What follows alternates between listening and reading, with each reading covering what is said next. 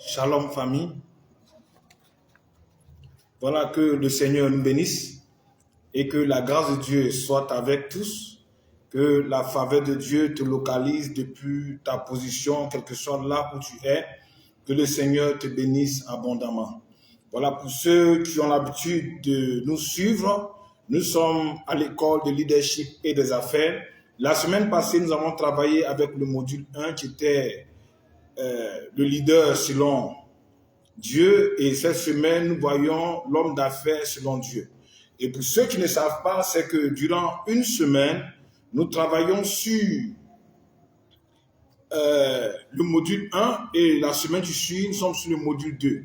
Et durant cette semaine, nous allons travailler avec le module 2 qui est l'homme d'affaires selon Dieu. Et le thème que nous voyons aujourd'hui, c'est bâtir sans s'endetter. Bâtir sans s'endetter. Bâtir sans s'endetter est le thème. Et le sous-thème, c'est la dette, un piège moderne. La dette, un piège moderne. Que le Seigneur nous bénisse en ce jour et que la grâce de Dieu soit avec nous. Je prie le Seigneur. Éternel, mon Dieu, mon rocher, mon Père, je veux te bénir. Je veux te rendre l'honneur, la gloire, la puissance et l'élévation.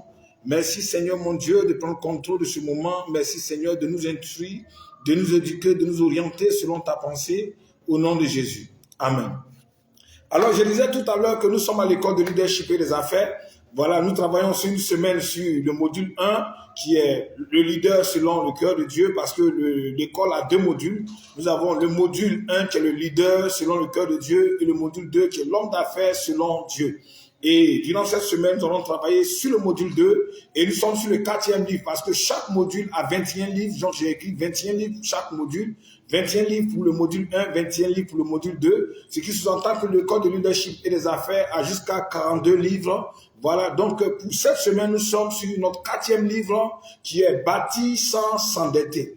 Voilà, bâti sans s'endetter. Vous savez, nous avons remarqué que bon nombre de personnes veulent se lancer dans les affaires, mais beaucoup commencent avec des dettes, beaucoup commencent avec des problèmes. Ma fille Larissa, que Dieu te bénisse, merci de tapoter, merci, que Dieu te bénisse. Il y a beaucoup commencent avec des dettes. Alors, quel est le plan de Dieu? Quelle est la pensée de Dieu? Alors, nous allons lire, pour commencer, nous allons lire dans Proverbes chapitre 22, verset 7.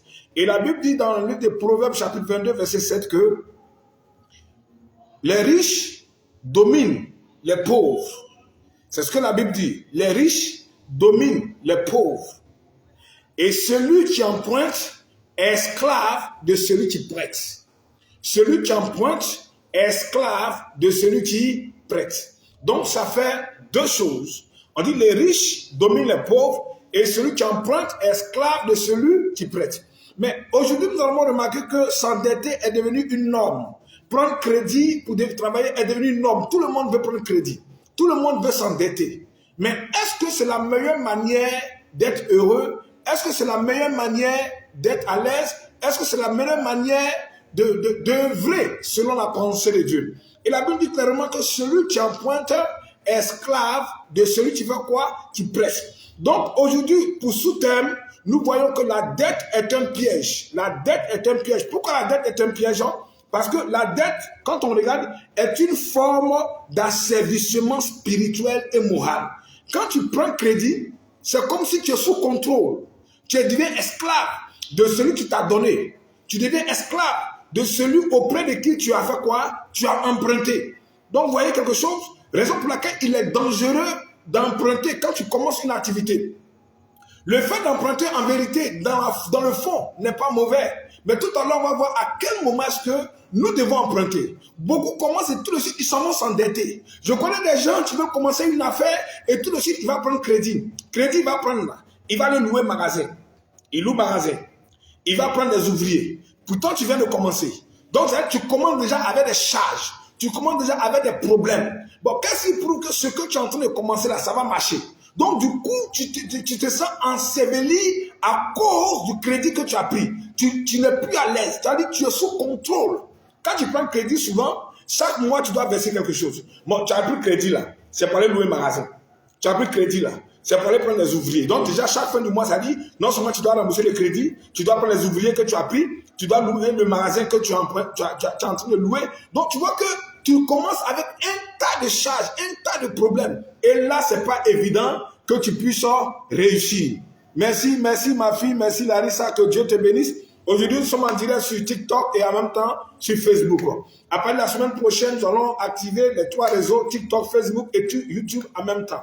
Voilà, que Dieu nous bénisse. Donc, la dette est une forme d'asservissement spirituel et émotionnel. Quand quelqu'un s'en prend crédit là, il devient esclave. Parce que la Bible même dit, celui qui emprunte là, il devient esclave de celui qui prête, celui qui te donne. Donc quand tu empruntes crédit là, tu deviens esclave. Donc du coup, tu n'es plus maître de toi, tu ne peux plus te contrôler. C'est quelqu'un d'autre qui te contrôle au travers du crédit qu'il t'a donné. Donc vraiment, il est dangereux par moment de prendre quoi? De prendre crédit. C'est pourquoi il dit la dette est un piège. Aujourd'hui, vous voyez, nous sommes dans un monde où il faut consommer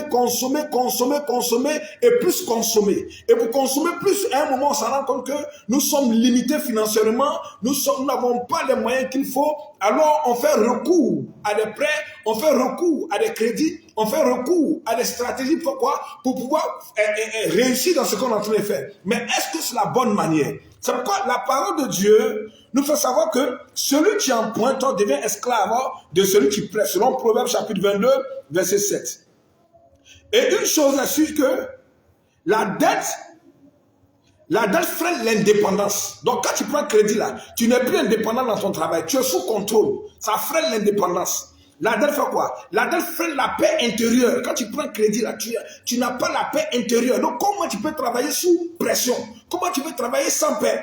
Et la dette fait quoi? Freine la capacité à investir avec sérénité. Oui. Quand tu prends crédit, ça dit ta capacité à investir avec sérénité prend un coup. C'est pourquoi, bien aimé, on ne prend pas crédit pour prendre crédit. Voilà. Donc Dieu nous enseigne le contentement. Quand tu commences là, contente-toi avec le peu. Il est bon de commencer avec le peu qu'on a. Il est bon de commencer avec ce qu'on a. Il est bon de commencer avec la petite chose que nous avons dans nos mains. Il y a des gens qui veulent commencer grand, ils veulent commencer gros. Il va aller prendre des crédits, louer magasin, louer bureau, prendre des ouvriers, on ne commence pas une affaire comme ça. Bien aimé, quand tu commences une affaire comme ça, ton échec est garanti à plus de 60%. Oui, c'est dangereux parce que tu es sous contrôle émotionnel, tu es sous contrôle spirituel, tu n'es plus à l'aise.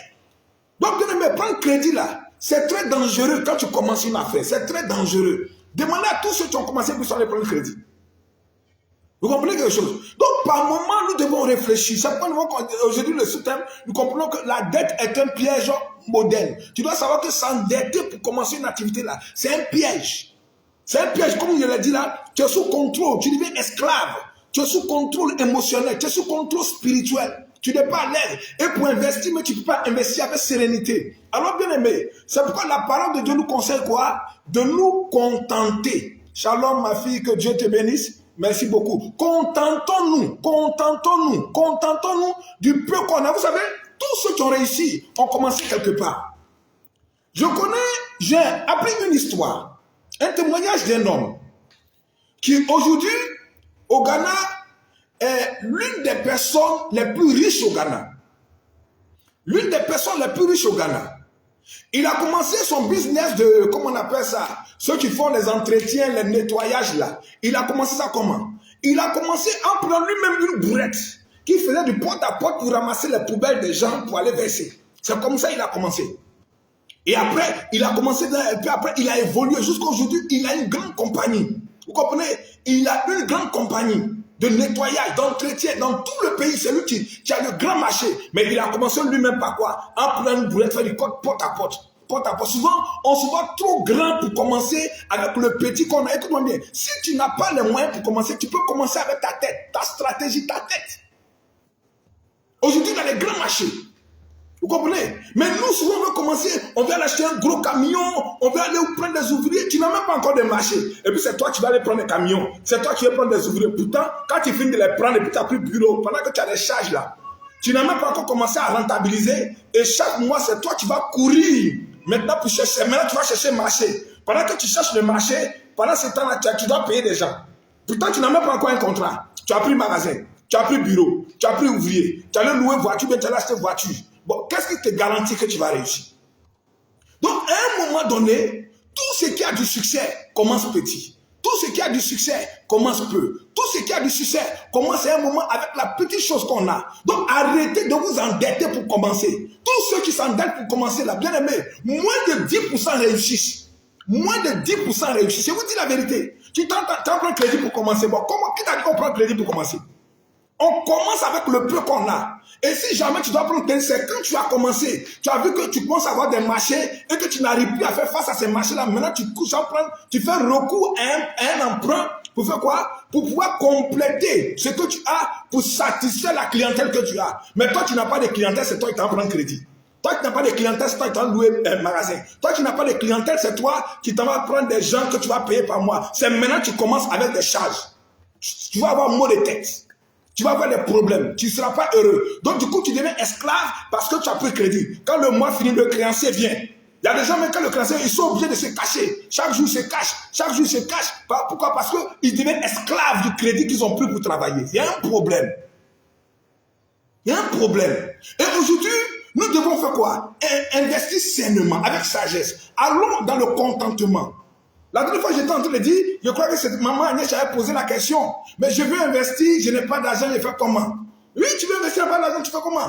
Tu ne peux pas aller prendre crédit pour commencer. Tu peux aller faire travail de servante pour 2-3 mois. Le temps d'avoir le capital que tu veux, tu commences. Quand tu commences à être ton argent, tu n'as pas pression. Quand tu commences à être toi-même ton argent, tu n'as pas pression. Quand tu sais que toi-même tu as travaillé, et puis quand tu as souffert pour avoir ton argent là, tu travailles avec sainement, tu travailles avec sagesse, tu investis avec prudence, tu vas pas à pas. Mais toi, il t'en prend un crédit.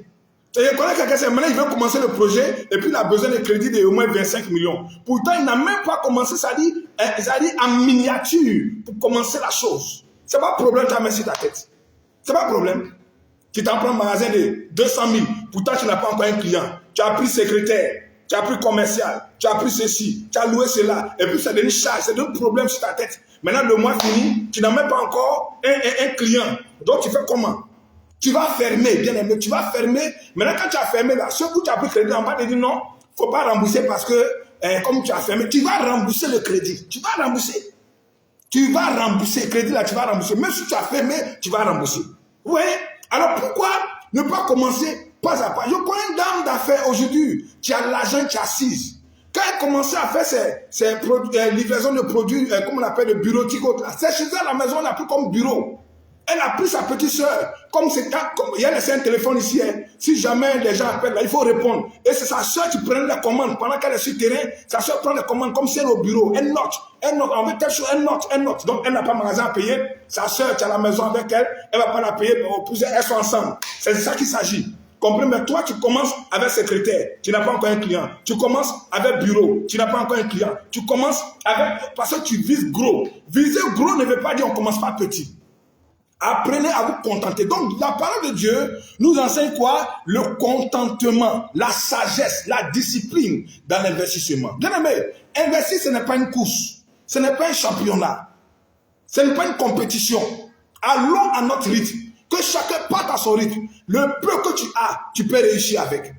Va avec le peu que tu as. Maintenant, quand tu as de gros marchés, et que tu vois que tu ne peux pas satisfaire ta clientèle, maintenant tu peux chercher un crédit parce que tu sais que là, ça peut aller. Mais toi, tu commences et toi, tu prends un crédit, 3 millions, 4 millions, 5 millions, et tu te mets des problèmes sur ta tête. Tu dois rembourser le crédit, tu dois payer les ouvriers, tu dois faire ça. Mon ami, tu vas mourir du jeûne. Que Dieu nous bénisse et que le Seigneur nous accorde sa grâce. Alors, le sous-thème d'aujourd'hui, c'était le piège de l'endettement où la dette est un piège moderne. Aujourd'hui, le monde nous a poussé à prendre crédit. Il va venir vers toi, non, prends.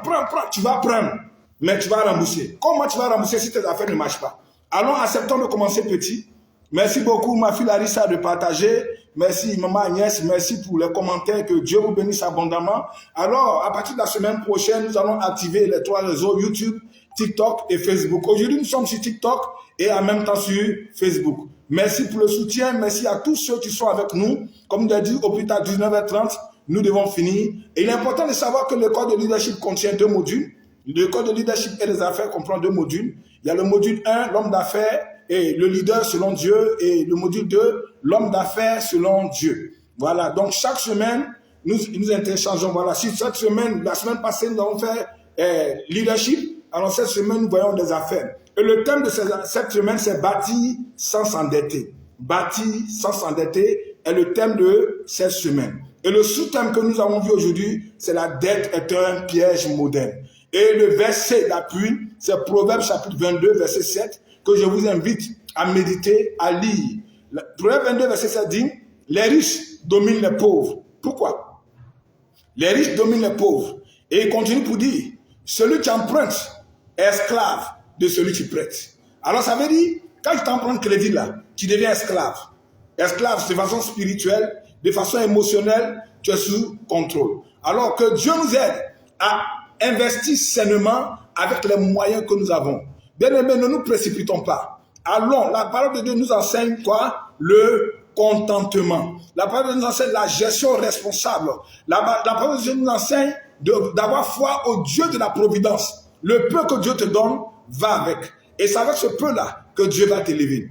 Je ne dis pas contre le fait de prendre le prêt, mais on prend le prêt avec sagesse. Quand tu prends le prêt là, tu deviens esclave. Alors il faut avoir la tête solide. Et il faut être rassuré que le prêt que tu es en train de prendre là, tu auras les moyens de rembourser. Et à quel moment tu peux prendre un prêt? Rassure-toi que tu as commencé ton activité, tu as maîtrisé tous les rouillages, alors tu vois que maintenant, tu commences à avoir de la clientèle et tu n'arrives plus à satisfaire la clientèle comme il se doit, alors tu as besoin de fonds pour injecter maintenant dans le capital pour faire quoi? Pour agrandir ta chose. On prend un prêt pour agrandir le business et non prendre le prêt pour commencer. Pour commencer, au lieu de prendre le prêt, je te conseille d'aller chercher un travail, tu vas investir un peu, tu vas économiser un peu, le temps de te faire un petit capital et commencer afin d'avoir de l'expérience dans ce que tu es en train de faire. Et après, tu peux chercher maintenant à faire quoi? À prendre un prêt comme il se doit. Que Dieu nous bénisse et que la grâce de Dieu soit avec nous. Nous sommes à l'école de leadership. Depuis votre position, que Dieu vous bénisse. Merci à ma fille Larissa, merci à Amadou, merci à Tata Agnès, merci à tous ceux qui nous suivent depuis TikTok et Facebook. Alors demain, nous serons là sur notre thème et demain, nous allons parler du pouvoir du